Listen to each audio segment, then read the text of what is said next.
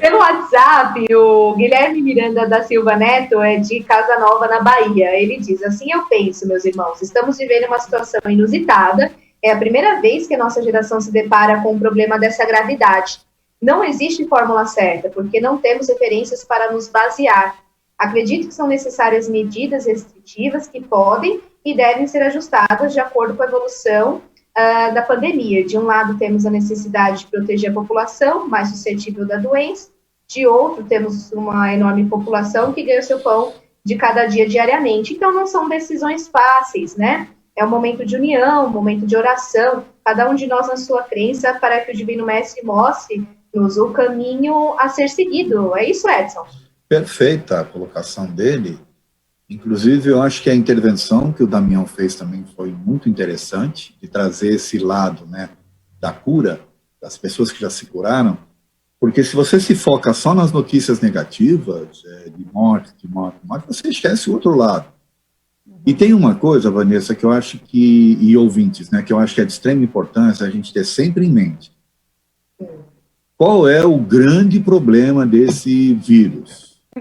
É a rapidez da sua propagação, é a forma como ele afeta a respiração e aquilo que as pessoas que entram em processo de gravidade precisam de respiradores, que é a coisa que o sistema de saúde não estava adequado para atender. Essa demanda muito grande. Então, o grande problema, na verdade, é esse, não é a letalidade dele.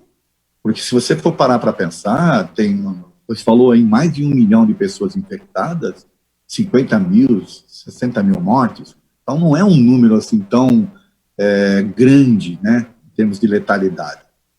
O problema todo é esse, é a questão da infraestrutura não estar adequada para atender. Esse é o grande problema.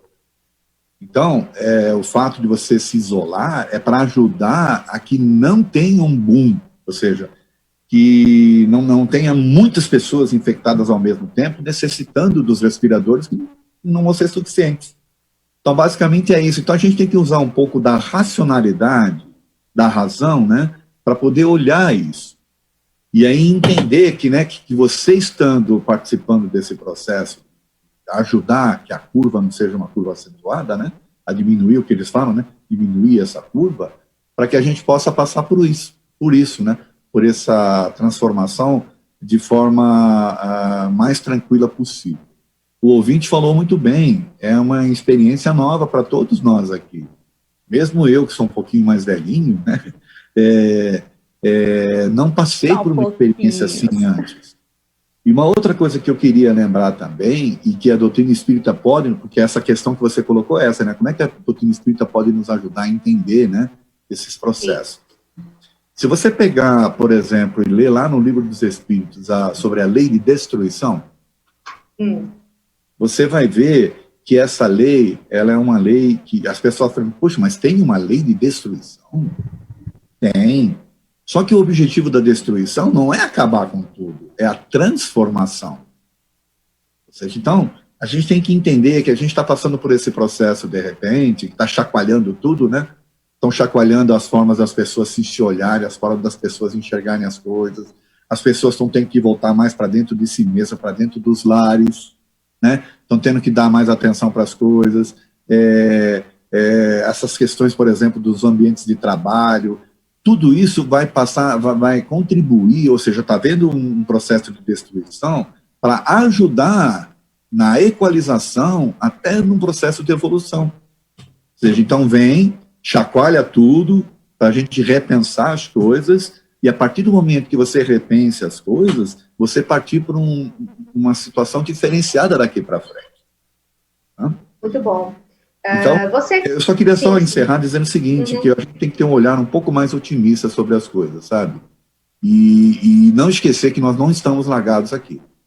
Existem, né, esferas superiores olhando por nós. Bom? Estamos amparados. E tem participação aqui da Rosa, né, de São Paulo. Ela diz, bom dia, eu quero dizer que fico ligada o dia inteiro com vocês. Todos estão de parabéns pelas orientações. Aqui em casa, somos em 3. Meu filho caçula está pegando condução para o trabalho, mas graças a Deus estamos bem, seguros e eu sem medo. Rosa, de São Paulo, gratidão. Olha que legal, Deise. Muito bom, Rosa. Você está no clima do bem, do amor, né? E como perdi o nome dela, falou agora Raquel? há pouco. Raquel.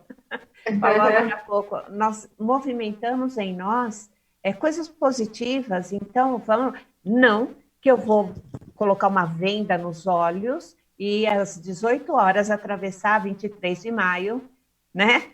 Olha, nada vai me pegar porque eu estou pensando positivo. Não é isso, a gente toma as nossas precauções, mas também vamos pensar positivo, né? E a Vanessinha, pode continuar, Van? Pode.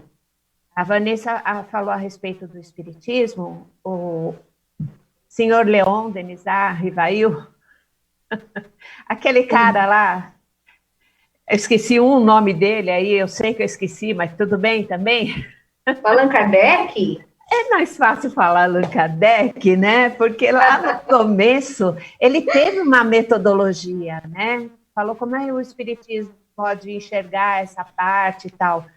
O espiritismo surgiu com Allan Kardec tendo uma metodologia de trabalho. E a metodologia que ele adotou, por ter estudado em Pestalozzi, bebeu direto da fonte de vários filósofos, né? Inclusive Rousseau, e ele surgiu no positivismo, na época do positivismo, século XIX.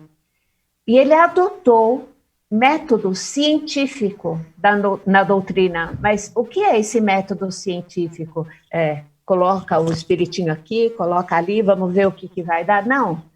Ele adotou um método científico que era um método de pesquisa. A ciência, para comprovar qualquer coisa, faz um monte de teste antes de surgir um medicamento, alguma coisa.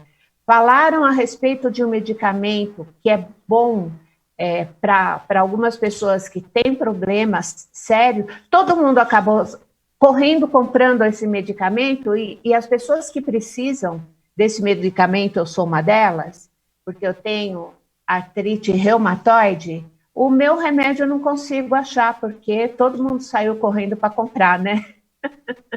Então, é realmente uma questão de conscientização. O espiritismo, ele usou métodos, ele se baseou muito em René Descartes, que era também um filósofo, e que também falava a respeito de trazer a metafísica, a filosofia para a ciência, fazendo assim. Então, nós estamos aí numa investigação agora, eu digo nós, os especialistas, aqueles procurando, né, fazer com que dizime essa pandemia, mas precisa de muito teste, precisa de metodologia, e nós precisamos também ter uma metodologia para nós avançarmos, pegar realmente o espiritismo, que também teve a sua metodologia, e aplicar no nosso dia a dia.